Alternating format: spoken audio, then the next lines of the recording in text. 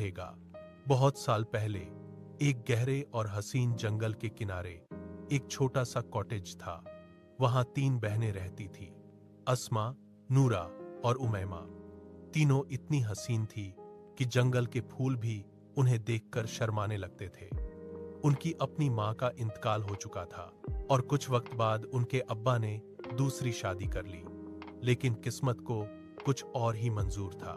कुछ ही महीनों में उनके बाप का भी इंतकाल हो गया और वह तीनों अपनी जालिम सौतेली मां रुसाना और उसकी बेटी आयशा के रहमो कर्म पर रह गई। आयशा शक्ल से बिल्कुल आम थी, मगर उसके दिल में तीनों बहनों के लिए बहुत जलन थी।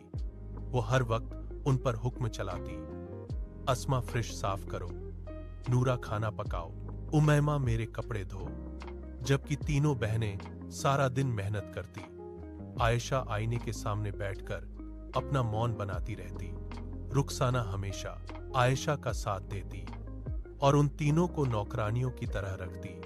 उनकी जिंदगी अंधेरों में घिरी हुई थी। एक दिन पूरी बस्ती में ढोल बजने लगे। शहर के शहजादे ने ऐलान किया था कि वह अपनी पसंद की शहजादी ढूंढने के लिए दरबार में एक बड़ी पार्टी रख रहा है। हर लड़की को वहां बुलाया गया था। जब यह खबर कॉटेज तक पहुंची तो अस्मा, नूरा और उमैमा की आंखों में चमक आ गई। क्या हम भी जा सकती हैं? उन्होंने उम्मीद से पूछा। लेकिन आयशा ने जोर से कहा लगाया, तुम तो मिट्टी में लथपथ नौकरानियां हो। शहजादा मुझे देखेगा, तुम्हें नहीं। रुसाना ने तीनों बहनों की खूबसूरती देखकर डर महसूस किया कि कहीं शहजादा उन्हें पसंद ना कर ले।